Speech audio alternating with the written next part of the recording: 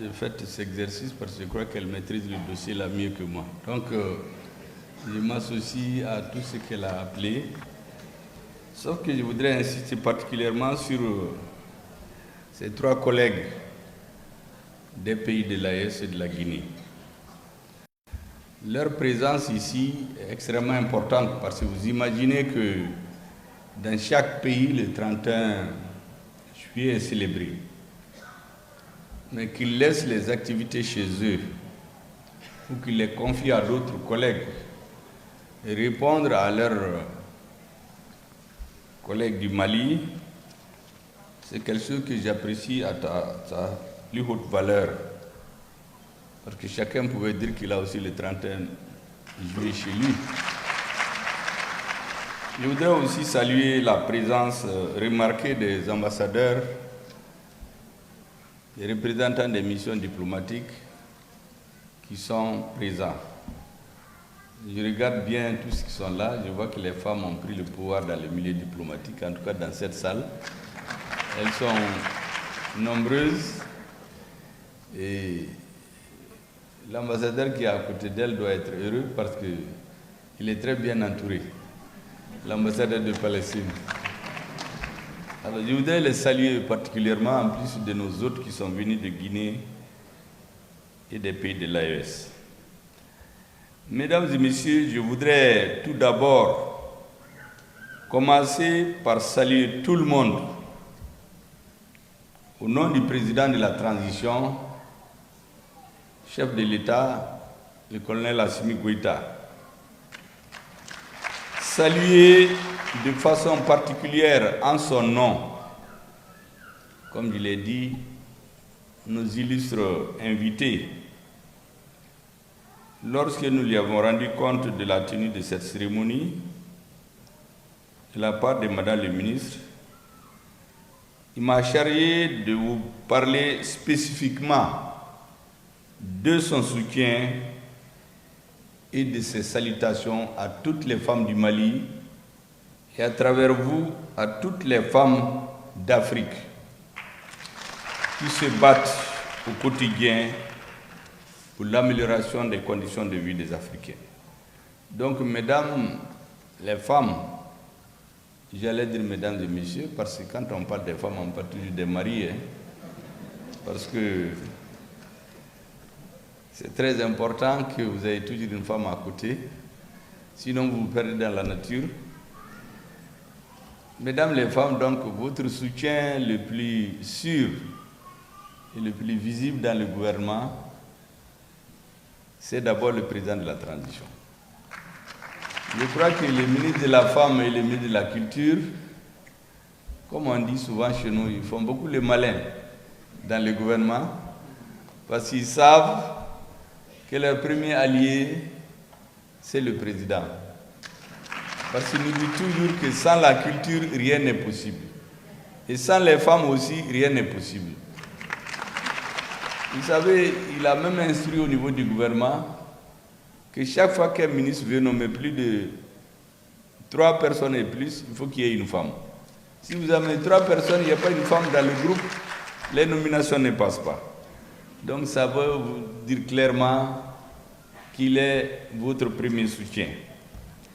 Mes remerciements s'adressent aussi aux partenaires au développement qui ont décidé, malgré le contexte mondial difficile, d'accompagner les efforts multisectoriels de nos États dans la lutte contre le terrorisme, l'insécurité, les changements climatiques et pour la réaffirmation de notre souveraineté territoriale, politique, économique, alimentaire, énergétique, etc., en vue d'un développement durable. Monsieur le représentant de l'UNESCO, ces messages, je les adresse à vous et le ministre m'a indiqué effectivement tout le soutien dont elle bénéficie de votre part. C'est quelque chose que nous apprécions à sa juste valeur. Je tiens à féliciter Madame le ministre de la Promotion de la Femme pour toutes ces initiatives et actions entreprises en faveur de l'amélioration de la condition des femmes au Mali et l'invitation à ses homologues ministres chargés de la promotion de la femme dans la Confédération de l'AES et de la République sœur de Guinée à la commémoration de cette journée. Elle est fille d'enseignante, elle-même enseignante, donc le mari a intérêt, quelle que soit la fonction qu'il fait, à dire que lui aussi il est enseignant. Sinon, il risque d'avoir des problèmes. Donc j'espère qu'il m'entend. Monsieur le mari de l'enseignante, il faut vous convertir, en plus de votre profession, à la fonction d'enseignant aussi. Donc merci madame, la fille de l'enseignante, elle-même enseignante, et mari et femme de l'enseignant. Je félicite la présidente, la vice-présidente de l'Organisation panafricaine des femmes, dont je salue l'engagement. Elle est là, beaucoup vont être étonnés. Je l'ai recrutée dans mon cabinet sans même la connaître. Je l'ai vue la première fois où elle est rentrée dans mon bureau pour me présenter son décret, pour me remercier. J'ai juste demandé qu'on me trouve dans l'administration malienne une personne qui peut vraiment nous aider utilement pour qu'on soit très attentif à tout ce qui se fait dans le domaine des femmes. D'ailleurs, dès la fin de cette rencontre, elle doit s'envoler pour aller en Afrique centrale. Bien sûr avec l'accord de Madame le ministre de la Promotion de la Femme et ses orientations, parce qu'il est très clair que c'est elle qui détermine la politique nationale en matière de femmes. Mesdames et messieurs, le 31 juillet 1962 est une date historique dans l'engagement et la détermination héroïque des femmes aux côtés des chefs d'État africains, des chefs d'État et de gouvernement pour la reconquête de la dignité, de la souveraineté et de l'unité des peuples. La commémoration de la journée panafricaine des femmes sous le thème, je cite, des institutrices d'hier aux enseignantes d'aujourd'hui, les femmes à l'avant-garde de la refondation à travers l'éducation, fin de citation, témoigne de la reconnaissance du rôle que les femmes ont de tout temps joué dans l'émancipation de l'Afrique à travers leur apport dans l'éducation des enfants et des citoyens. J'allais dire même dans l'éducation de leurs maris. Vous savez, il y a beaucoup, c'est leurs femmes qui les redressent. Il y a des hommes qui sont perdus souvent, mais c'est madame qui les ramène sur le droit chemin. Ou bien, c'est lorsqu'ils se mettent ensemble qu'ils commencent à être droits dans ce qu'ils font. Donc, je vous dis l'importance, l'influence de la femme, ce n'est pas seulement sur les enfants, mais c'est aussi sur nous les hommes, pour nous permettre d'être lucides, prendre des bonnes décisions et aller dans le bon sens. C'est pour cela d'ailleurs dans beaucoup de milieux chez nous, un homme, tant que vous n'êtes pas marié, avoir une femme à côté, on considère que vous êtes encore mineur. Il faut que vous soyez marié pour qu'on vous prenne au sérieux. Et donc, c'est pour vous dire tout le rôle que la femme joue dans la société nationale. Depuis la rectification, mesdames et messieurs, de la trajectoire de la transition, le Mali a emprunté un chemin de non-retour pour la réaffirmation de notre souveraineté par le recouvrement total du territoire national, la montée en puissance des forces armées et de sécurité, le départ des forces étrangères, bon, qui étaient là. Vous savez, les Maliens ne comprenaient pas, on nous a mis un grand voile et on s'est retrouvés de 2013 à 2018 avec des forces internationales et on s'est retrouvé à un moment avec 55 000 forces armées au Mali. Et comme par hasard, le terrorisme a progressé proportionnellement de l'extrême nord du Mali, au moment où il n'y avait que les forces armées maliennes qui n'étaient même pas équipées. Le terrorisme s'est retrouvé avec 80% du territoire, au même moment où les forces internationales croissaient, MINUSMA, Barkhane, Takuba, G5 Sahel, EUTM, ECAP, que sais-je encore. nous avons bien regardé et nous avons décidé d'enlever ces fameuses lunettes en bois, comme je les ai appelées, et regarder droit, et nous leur avons dit de quitter nos territoires, fraternellement, pour que notre peuple puisse regarder droit vers l'avenir. Mesdames et messieurs, la création de l'Alliance des États du Sahel, de sa sortie du giron de la CEDEAO et de la fondation de la Confédération de l'Alliance des États du Sahel le 6 juillet 2024 à Niamey. C'est une date historique, je crois que tous les Maliens doivent retenir comme la date du 22 septembre 1960.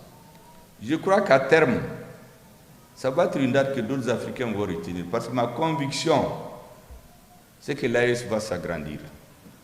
Si les trois pays gèrent bien leur pays, les peuples vont amener les autres gouvernements à aller vers l'AES.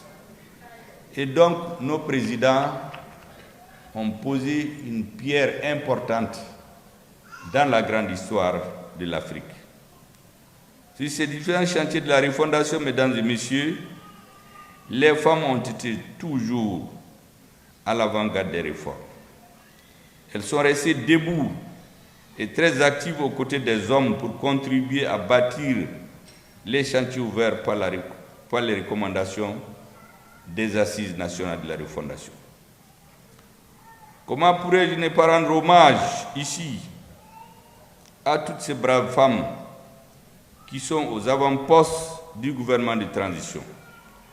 Je les appelle affectueusement, mais avec beaucoup de sincérité, les Amazones de la transition, car elles occupent et ont occupé les postes ministériels stratégiques comme les transports, les infrastructures, les réformes politiques et institutionnelles. Vous savez que pratiquement c'est une revendication majeure des Maliens. La promotion de la femme, évidemment.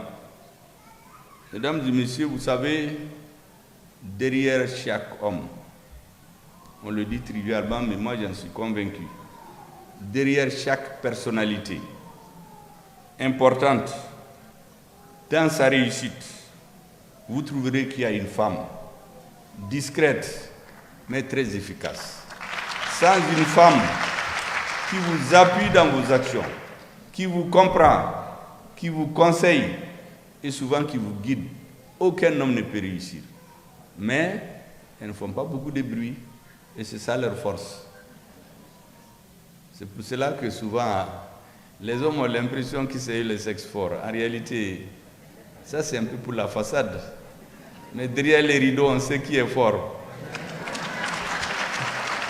Et d'ailleurs, pour les médecins, vous aurez constaté, même quand il y a les épidémies, ce sont les garçons qui partent en grand nombre.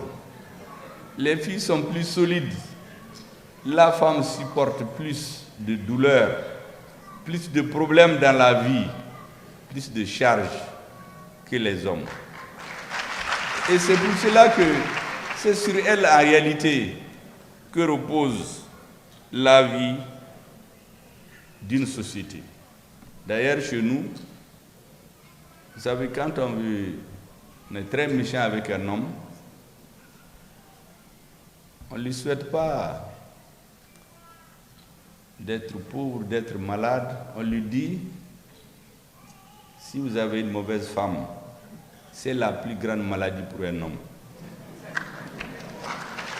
Si vous n'avez pas une femme avec laquelle vous vous comprenez, vous ne pouvez pas réussir. Quand vous voulez maudire un homme là, il ne faut pas aller chez les marabouts là. Dites-lui seulement que vous avez une mauvaise femme. Il va vous dire, Allah Kama, laissez-moi en paix, je suis d'accord avec vous. Parce que c'est de ça que tous les hommes ont peur. Quand vous avez une femme avec laquelle vous ne comprenez pas, même vos affaires ne peuvent pas marcher.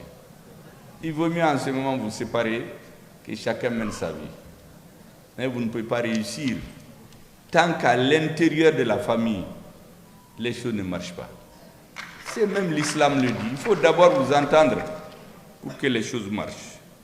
Je voudrais ici, mesdames et messieurs, saluer de façon particulière nos braves filles, sœurs, épouses et collègues, les femmes qui continuent de faire la fierté personnelle. Moi, je suis très fier des femmes avec lesquelles nous travaillons. Je voudrais de façon particulière nommer ici les anciennes ministres, Madame Diawara Awa-Paul Diallo. C'était vraiment notre grande sœur. Et pour certains même, elle était la cousine de tout le monde. Je voudrais parler aussi de Madame Sidibé Dédé Ousmane. Je voudrais parler de Madame Djiminatou Sangaré. Vous savez, au Mali, pendant des années, nous pensions même qu'il était impossible de faire des concours sans fraude, de faire des examens sans fraude. Eh bien, Madame Awa-Paul Diallo, Madame Diawara Awa-Paul Diallo et Madame Sidibé Dédé Ousmane nous ont démontré que pour le Mali, pour les Maliens, rien n'est impossible. Depuis 30 ans, c'est avec l'arrivée de ces femmes, avec les choix portés sur elles par le président de la transition et nous-mêmes, qu'elles ont démontré aux Maliens qu'on peut faire des examens propres, passer proprement, faire des concours propres et passer proprement.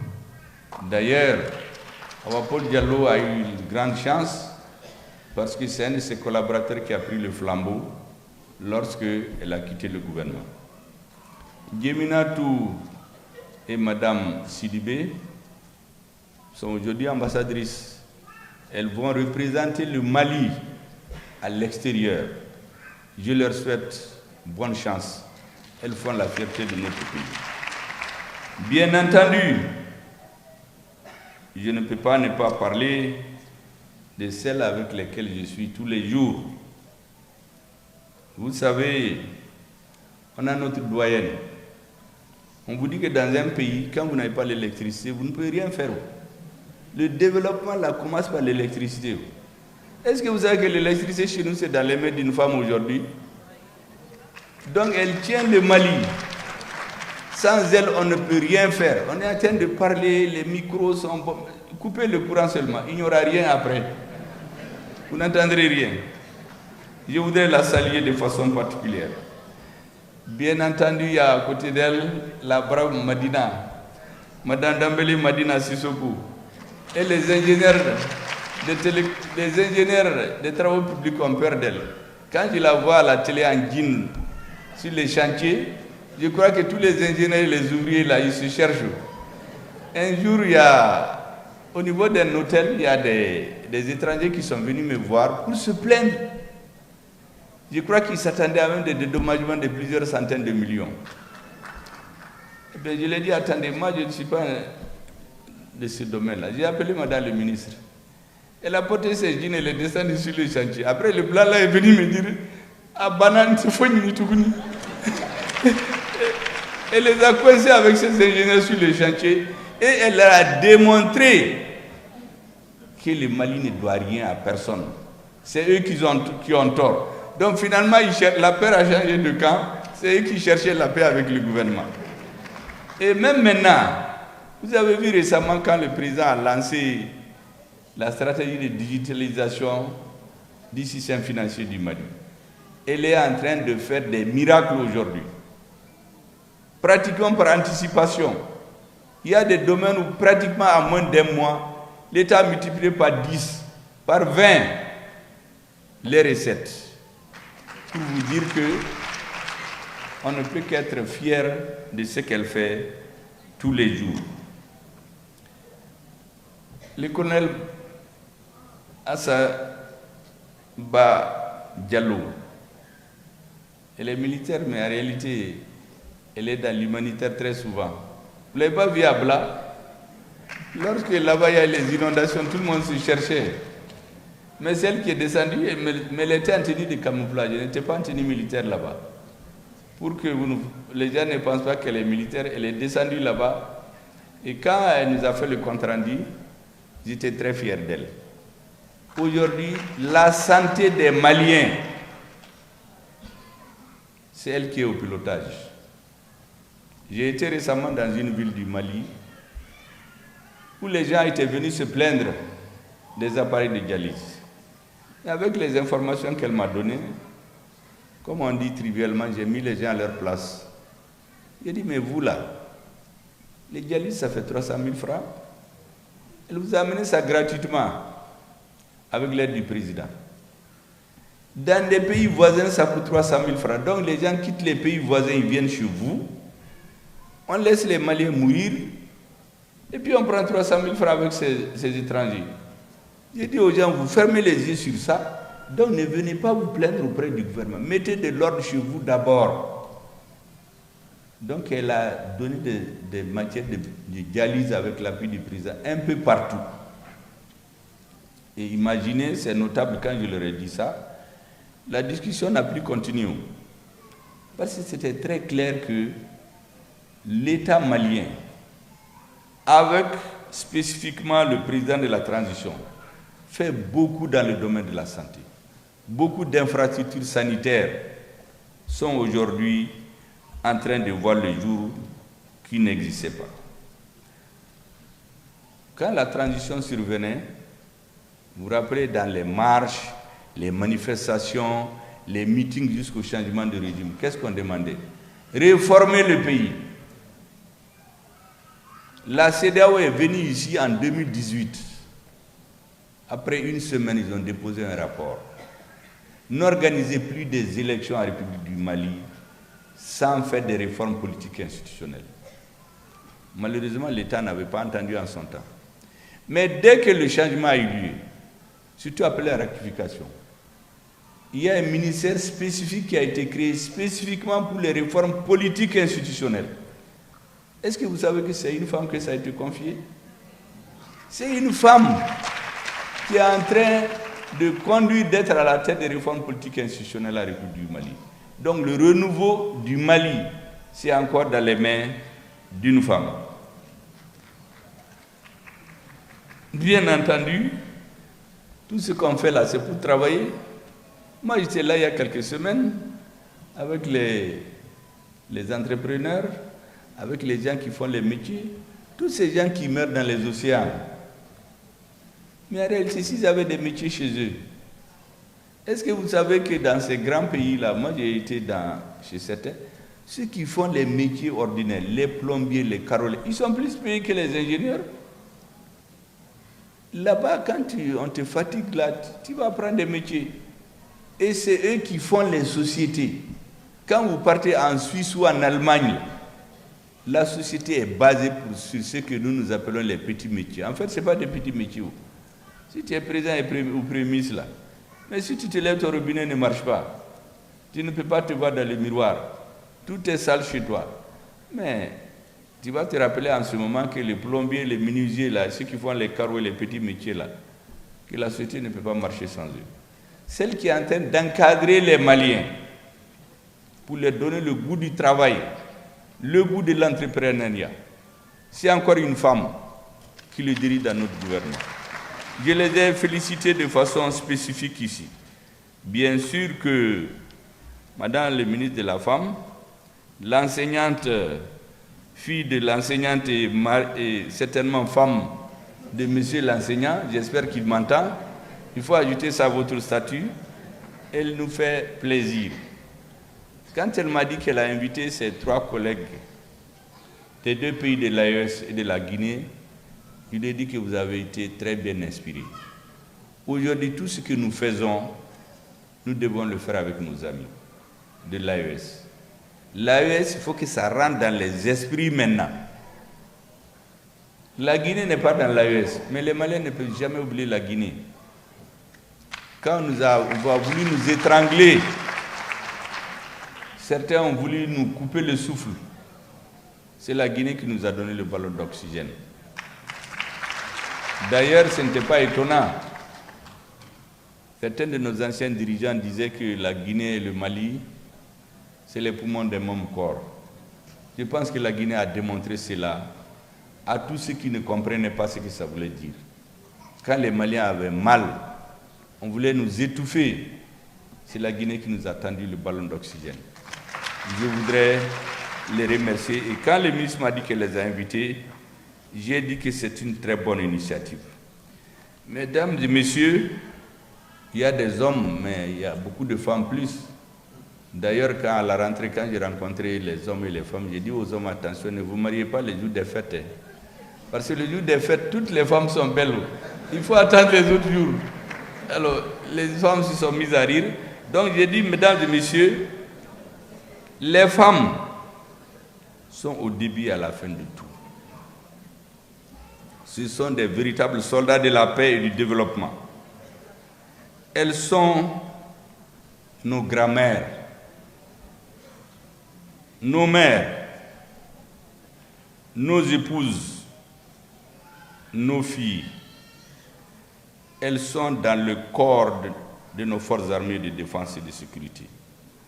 Elles sont épouses, mères ou filles de nos braves soldats qui se battent au quotidien. Elles sont au front avec leurs frères, leurs fils, leurs petits-fils et leurs filles. Vous savez, en tout cas, moi, je fais partie des hommes qui ont peur des femmes. Quand j'ai dit ça à des gens, on a dit à des hommes qui ont peur des femmes. Il y en a qui sont les... Moi, je n'ai pas peur des femmes. Il y a d'autres qui ont dit, nous, ils ont peur des femmes. On dit, c'est les hommes. En tout cas, moi, je suis parmi eux. Les femmes, c'est les seules personnes. C'est une femme qui vous porte pendant 9 mois. C'est elle qui vous voit nu, petit, là. Vous devenez président ou roi, là. Mais il y a quelqu'un qui vous a vu petit, nu. Ça, c'est votre mère. C'est lui qui vous apprend les premières... on montre les dessins animés, là. Nous qui sommes venus de loin, il y a un ministre qui me disait, vous, les Boyorodiens, là, comment vous êtes intelligents?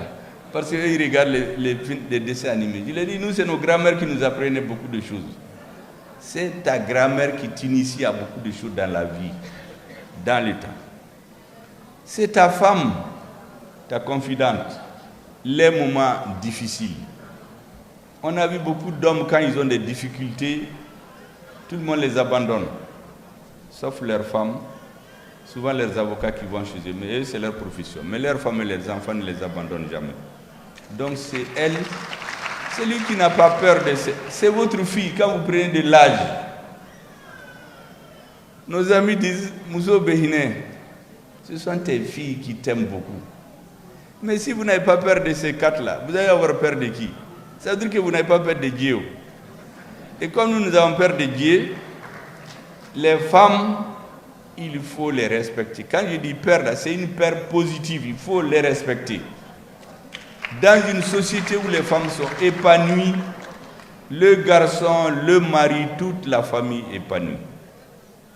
Et c'est pour cela que, quand j'ai été dans un pays d'Asie il y a 1 an, là-bas les dirigeants sont très jeunes.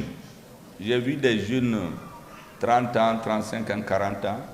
Lors d'un dîner, je causais avec un d'entre eux. J'ai dit, mais vous êtes jeune pour prendre un pays comme ça, être dans ces grands jeux au niveau international. Il me dit, tu sais, les femmes chez nous, vous ne les voyez pas devant, mais en réalité, c'est elles qui font tout. Derrière les rideaux, là, c'est ma maman qui dit beaucoup de choses, et ma femme. J'ai dit, ah bon? Il me dit, chez nous, elles ne parlent pas beaucoup, mais en réalité, le pouvoir, c'est dans leurs mains. Donc, vous voyez, chaque société a ses règles. Il y a des sociétés, et ces sociétés sont très épanouies. Les femmes ne sont pas devant, elles ne parlent pas beaucoup, mais en réalité, la vérité des grandes décisions, c'est dans leurs mains. Parce qu'elles conseillent utilement, sans calcul en général. Elles conseillent leurs maris, elles conseillent leurs enfants. J'ai dit au monsieur, bravo, vous avez une très bonne culture, faites tout pour qu'on ne vous enlève pas cette culture. Les avancées constatées aujourd'hui, mesdames et messieurs, au niveau de l'école malienne, en termes de mesures institutionnelles, juridiques et politiques sont imputables aux efforts conjugués des femmes et des hommes du secteur de l'éducation. En termes de succès scolaire, les femmes sont encore aux avant-postes. Tenez bien, depuis 2 ans, c'est une fille qui se classe première du Mali à l'examen du DEF, diplôme d'études fondamentales. La première de cette année est de l'Académie de l'enseignement Bamako Rive Gauche. Elle se nomme Sira Traoré, admise avec 18,57 de moyenne. C'est une fille. Bon, ça c'est de la tautologie, une Sira Traoré ne peut être qu'une fille. Donc, excusez-moi de la répétition. C'est une femme qui est lauréate de la 2e édition de la Semaine du numérique à la fondation de l'AES.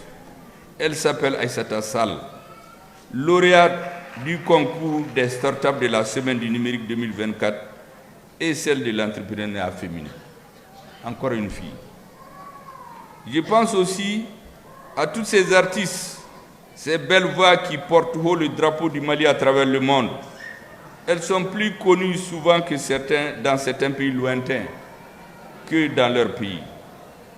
Vous savez, les artistes, dont les hommes et les femmes, sont souvent dans le monde plus connus que les hommes politiques.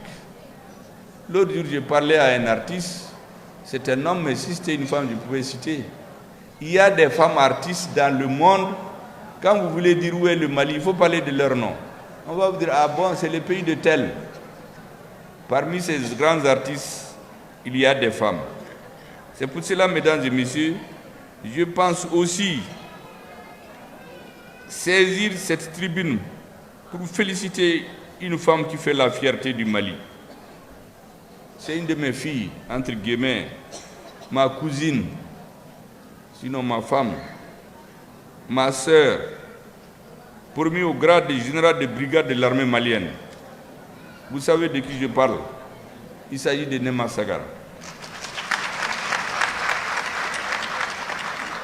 À cette occasion, ses cousins Bozo et Somono de Koulikoro m'ont dévancé en lui organisant une fête grandiose, il y a de cela quelques semaines.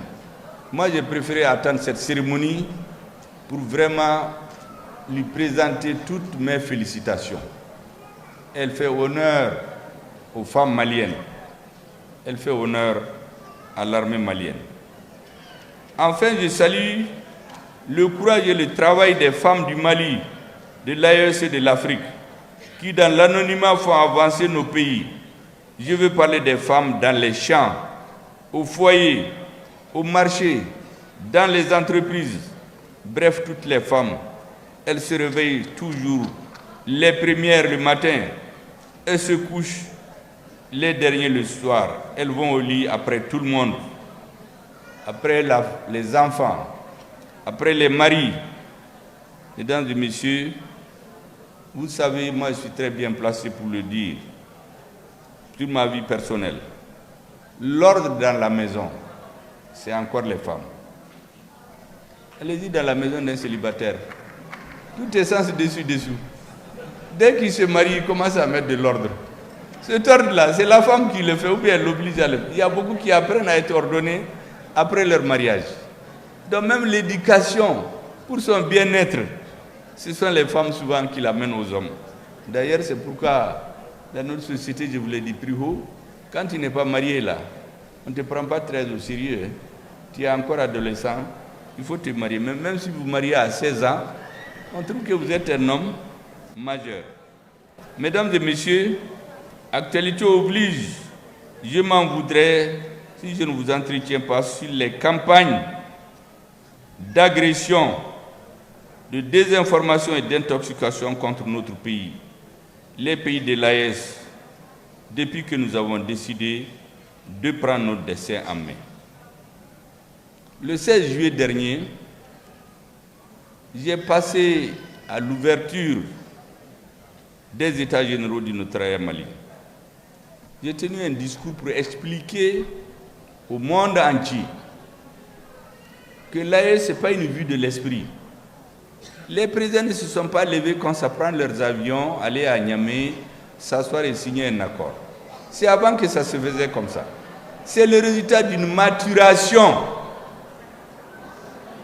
Est-ce que vous savez que cette vidéo-là, je l'ai regardée en 2 jours. Il y a eu 270 000 vues dans le monde. Ça veut dire qu'il y a un besoin d'explication et de compréhension. Parce qu'on a intoxiqué les gens. Ah oui, des militaires se sont retrouvés pour mettre en place une confédération. Ça, c'est la campagne dans le monde.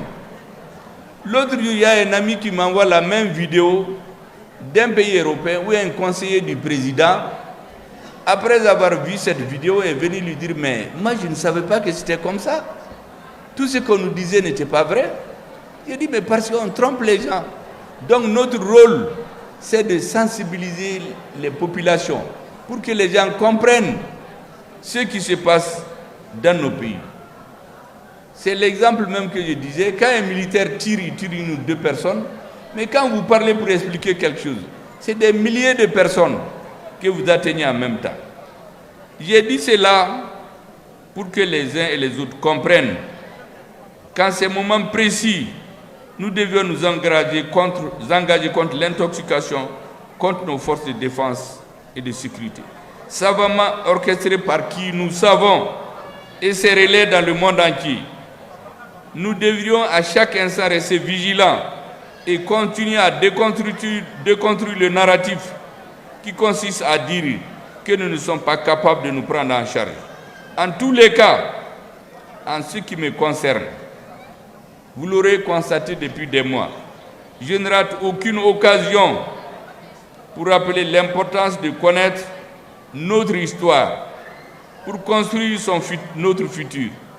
Cela passe avant tout par la déconstruction mentale, la déconstruction et la décolonisation des esprits.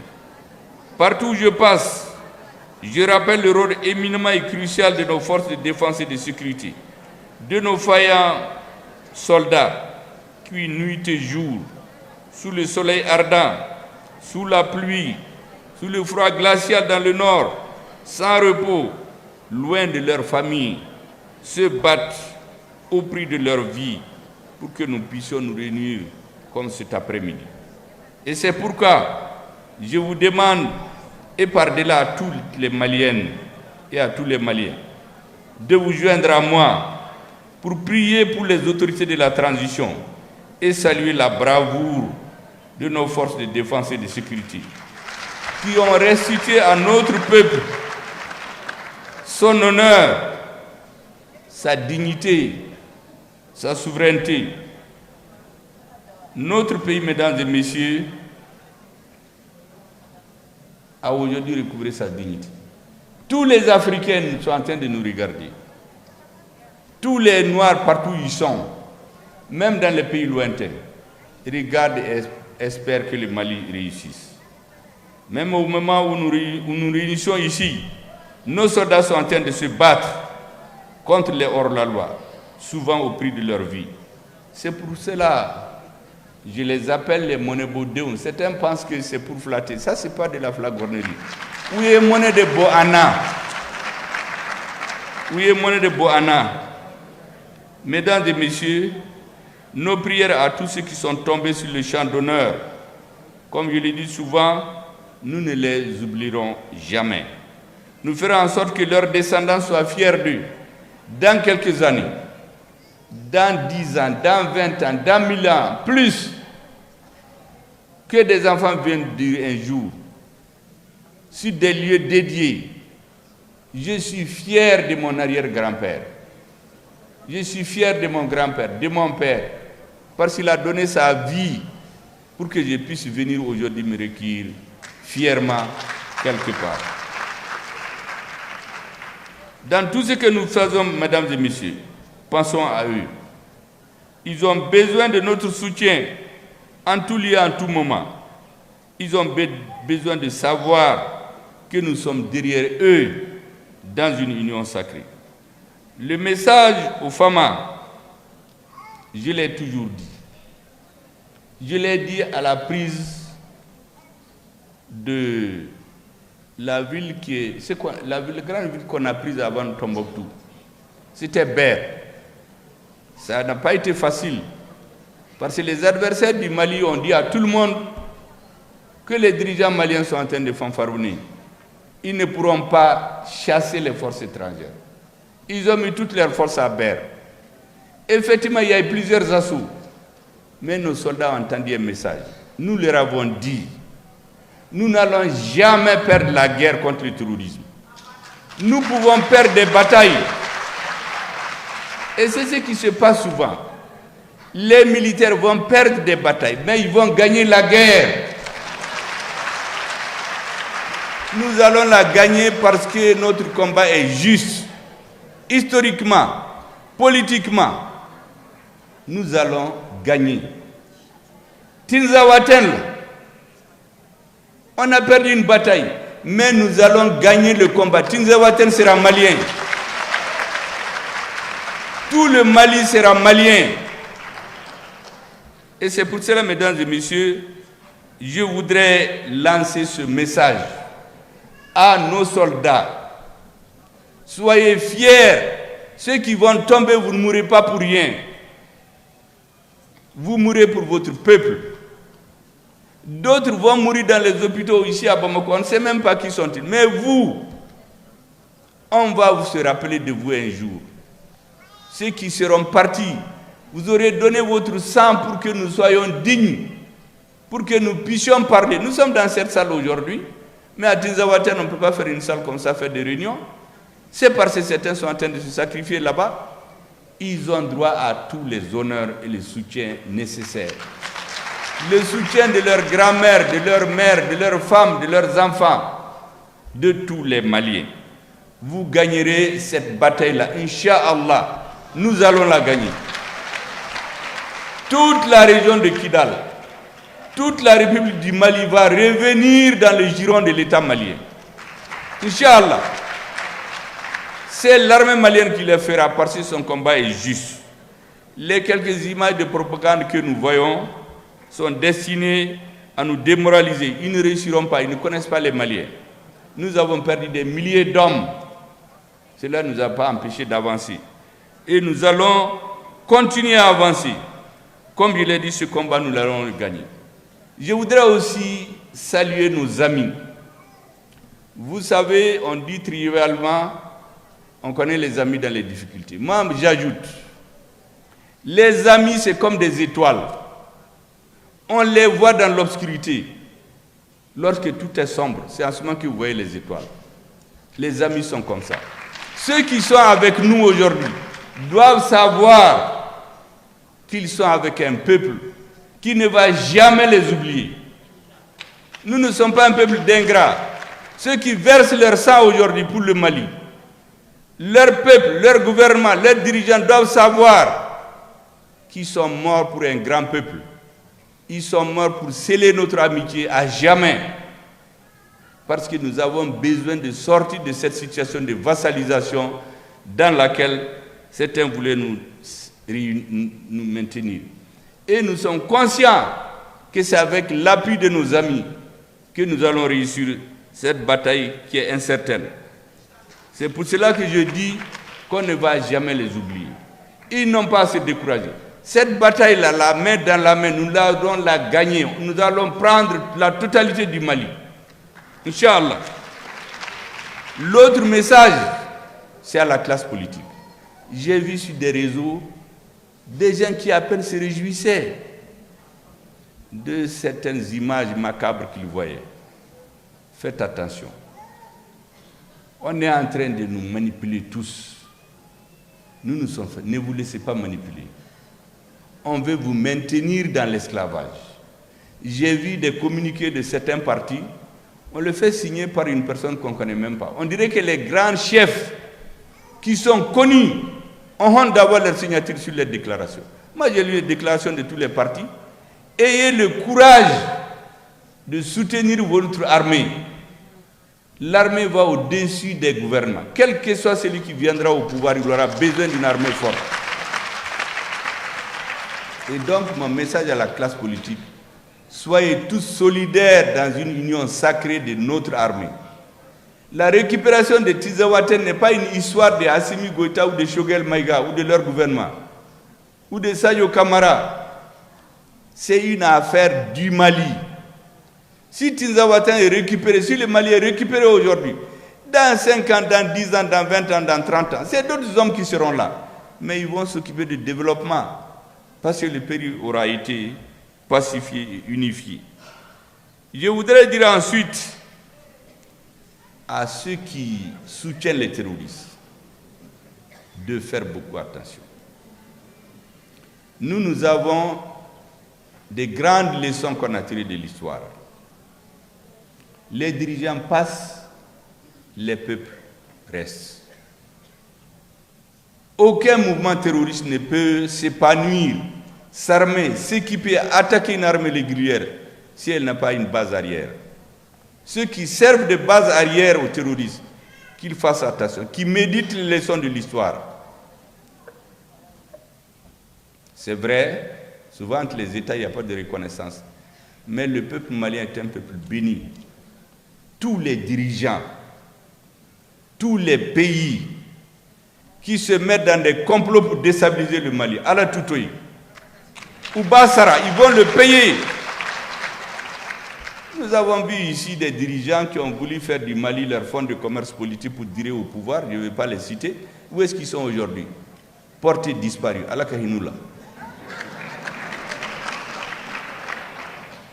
Il y a des dirigeants qui font des combinaisons. Moi, je sais que leur peuple n'est pas là-dedans. C'est des dirigeants. Les peuples ne sont pas dans ces combinaisons-là. Faites attention. Laissez-nous tranquilles. Celui qui ne nous laisse pas tranquilles, Dieu va le punir. Je suis convaincu de cela. Et d'ailleurs, ces 30 dernières années le montrent. Tous ceux qui se sont mêlés de la guerre au Mali, même quand ils se prétendent être des amis, ils l'ont payé. Et ceux qui sont dans ce jeu aussi vont le payer. Inch'Allah. Parce qu'ils font une mauvaise guerre. Certains font de l'ingratitude historique et politique. Les terroristes qui viennent détruire le Mali ne doivent pas avoir certains pays comme point de repli. Parce que ces mouvements ne peuvent pas prospérer s'il n'y a pas de pays de repli. Faites donc attention et laissez-nous en paix. Mesdames et messieurs, le président de la transition nous rappelle souvent que le peuple est le centre de gravité de notre gouvernance. Faisons en sorte que chacun de nous, à son niveau de responsabilité, puisse avoir comme credo le peuple comme centre de gravité. Nous devions être exclusivement au service du peuple. Quand les dirigeants passent, comme je l'ai dit tantôt, les peuples restent. Comme je l'ai souvent dit, dans un pays, si vous voulez que le pays soit stable, il y a 3 repères. Vous avez Dieu, qui est pour tout le monde. Vous avez le peuple et les lois. Quand les lois ne sont pas bonnes, on les change. Ne travaillons pas en dehors des lois. Tous les régimes où les gens se sont mis à travailler en dehors des lois, ils ont une courte durée de vie. Et nous avons décidé dans la transition de faire tout conformément à la loi. C'est pourquoi je suis sûr que le gouvernement de la rectification, les autorités de la transition vont réussir leur mission. C'est une mission sacrée, une mission historique. Et vont la réussir parce que répondre à l'appel du peuple. Tout ce que nous faisons doit se faire à travers les lois. Les humains, mesdames et messieurs, ont toujours un agenda. Mais Dieu a son agenda qui coïncide souvent avec celui des humains. Mais souvent il ne coïncide pas. Mais c'est toujours l'agenda de Dieu qui s'impose. Dans un pays que je ne vais pas citer, les gens se croyaient tellement puissants. Toutes les combinaisons du monde ont été faites. Même des avocats ont été mis en prison. On a violé les lois avec l'appui de certaines puissances étrangères. On n'a jamais entendu parler de la CEDEAO, mais Dieu a imposé son agenda. Le lendemain, on a assisté à une fuite sans honneur. La grande leçon pour tous ceux qui se mettent contre nous, c'est de retenir notre peuple est aujourd'hui conforme à l'agenda de Dieu. C'est Dieu qui a voulu que cette équipe arrive à la tête du pays. C'est Dieu qui a voulu que nous enlevions ces lunettes de bois, en bois là, pour nous émanciper, pour recouvrer grâce à l'appui et au soutien de notre armée et de ses dirigeants la dignité du peuple malien. La fonction d'un gouvernement, c'est de faciliter, accompagner et créer les conditions pour l'émergence de l'excellence. C'est cela que le gouvernement de transition est en train de le faire sous le leadership. Certains disent éclairé, mais ça c'est de l'ancien système. Le leadership c'est largement suffisant parce que c'est aux États qu'on juge. Ceux qui étaient éclairés là, il y a beaucoup qui sont allés dans la brousse. Le nôtre là, il fait son travail et les choses sont claires pour tout le monde. Sous le leadership du président de la transition, le colonel Assimi Goïta. Mesdames et messieurs, pour terminer, je voudrais réitérer la gratitude du gouvernement aux délégations ministérielles venues du Burkina Faso, du Niger, autrement dit des pays de l'AES. C'était plus simple d'ailleurs. Désormais, on ne va plus citer des pays, on dira seulement les pays de l'AES et de notre République sœur de Guinée pour la participation à la cérémonie à côté de leurs sœurs du Mali. Merci à tous les partenaires internationaux, différents appuis qui n'ont pas manqué à notre ministère pour la réussite de cette cérémonie. Sur ce, mesdames et messieurs, je voudrais déclarer solennellement, officiellement, ouverte la cérémonie de la Journée internationale de la femme. Merci beaucoup. Je voudrais vous saluer et me retirer.